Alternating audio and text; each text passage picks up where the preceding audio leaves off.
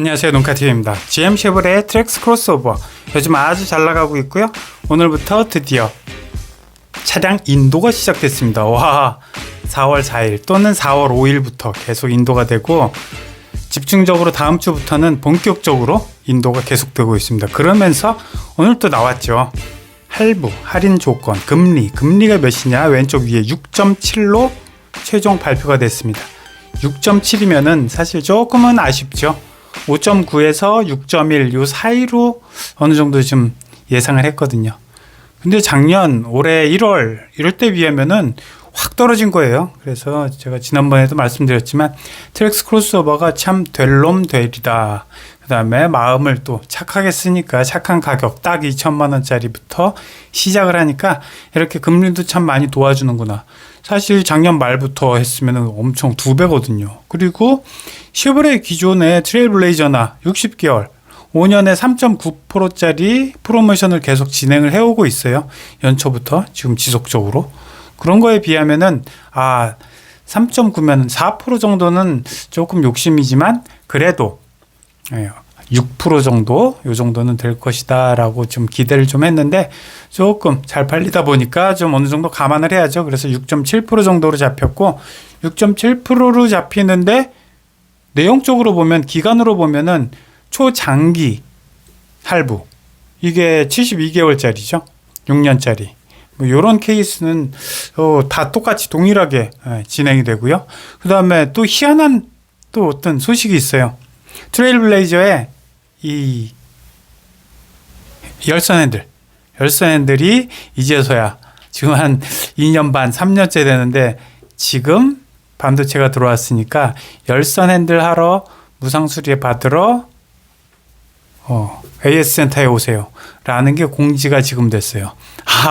참 별일이 다 있죠. 세상 태어나서 참 차를 구매한 지 2년이 넘어서 이제서야 원래 있던 옵션 그거 하러 오세요. 뭐 이런 격입니다.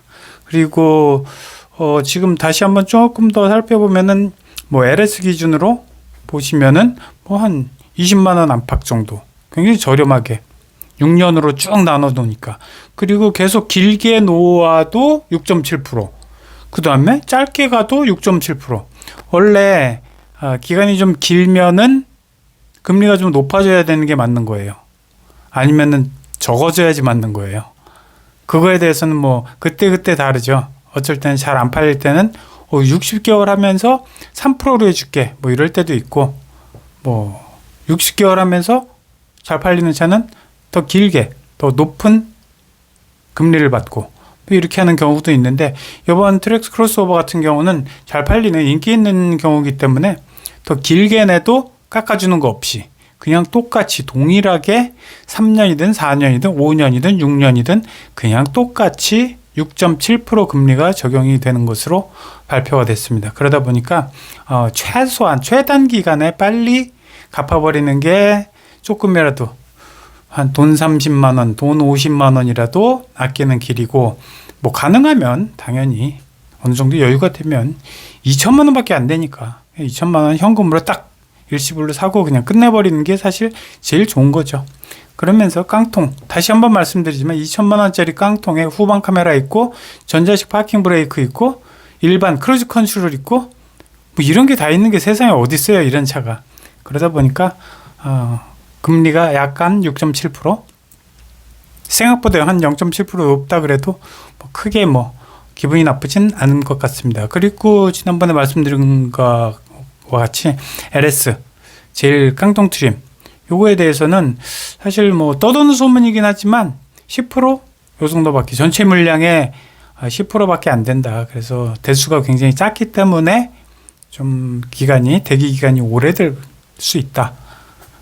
요즘 같아서는 그냥 러프하게 따져서 1년도 기다릴 수 있어요 라고 이야기를 하시는 것 같아요. 근데 이걸 구매하고자 하는 분들도 뭐 크게 많이 신경을 쓰지는 않는 것 같아요. 전반적으로 보면은 이게 아주 싼 맛에 저렴하고 착하고 디자인이 이쁘고 이런 맛에 사는 거기 때문에 사실 계획하지 않았던 사람들 저도 마찬가지고 계획하지 않은 사람들이 LS 깡통 트림을 사는데 뭐 주저하지 않고 그리고 걸어놓고 10만 원 정도 걸어놓고 1년도 기다릴 수 있어요. 어차피 가면 갈수록 금리는 더 떨어질 거고 가면 갈수록 뭐 오히려 가성비는 더 높아질 거고 왜냐하면 물가는 계속 올라가고 있는데 가격은 이미 2천만 원으로 정해져 있는 거니까 물론 시간이 결국에는 소비자들의 편이다 라고 생각할 수가 있을 것 같아요. 그리고 엔진에 대해서도 뭐 전혀 지금 상태로서는 문제가 없을 것으로 보이고 다만 이제 후방 센서 LS 같은 경우는 후방 센서가 없잖아요. 후방 센서가 없고 후방 카메라만 있는 이상한 현상이 벌어졌는데 후방 센서가 없는 거를 저렇게 트레일블레이저 아까 말씀드린 이유가 그거예요. 트레일블레이저처럼 향후에 반도체가 들어오면은 요 후방 센서도 넣어주는가 안 넣어주는가 요 부분에 대해서는 조금 궁금증이 좀 있어요. 그래서 넣어줄 수도 있을 것 같은데 근데 왜냐하면 그거에 대한 또 그렇지 않은 케이스도 있을 수 있는 가능성이 있는 거는 향후에 반도체 수급이 원활해졌을 때 후방 센서를 LS도 넣어주겠다라는 별도의 언급이 없었거든요. 어딜 봐도 그런 언급이 없다 보니까 반도체 수급이 괜찮아져도 LS 트림에는 후방 센서를 안 넣어주겠다. 그럼 뭐 애프터마켓에서 넣으면 되는 거고요. 그 다음에 뭐 불편했던 점이 뭐 혹시라도 있으면은 뭐 직물 시트? 저는 직물 시트 괜찮다고 보는데 여름에 안 뜨겁고 겨울에 안 차갑고 그래서 직물 시트가 괜찮다고 보는데도 불구하고 가죽 시트를 꼭 굳이 원하는 분들이 있다면은 그럼 뭐 애프터마켓에서 30만 원 주고 달면 되는 거고요. 통풍 시트, 열선 시트 같이 넣으면 되는 거예요. 그럼 뭐 한 4, 50만 원 정도면 되겠죠. 이렇게 트림도 어느 정도 다 결정을 했고 그 다음에 금리도 결정이 됐고 취득세 한 130만 원 나올 거고 보험료 100만 원 나오고 이렇게 하면은 향후에 계약을 하고 언제쯤 받을 것이다 라는 시기만 좀 정해서 받게 되면은 이제 모든 거는 다 끝난 것으로 보입니다. 자, 오늘도 1일 1트랙스 봐주셔서 감사합니다.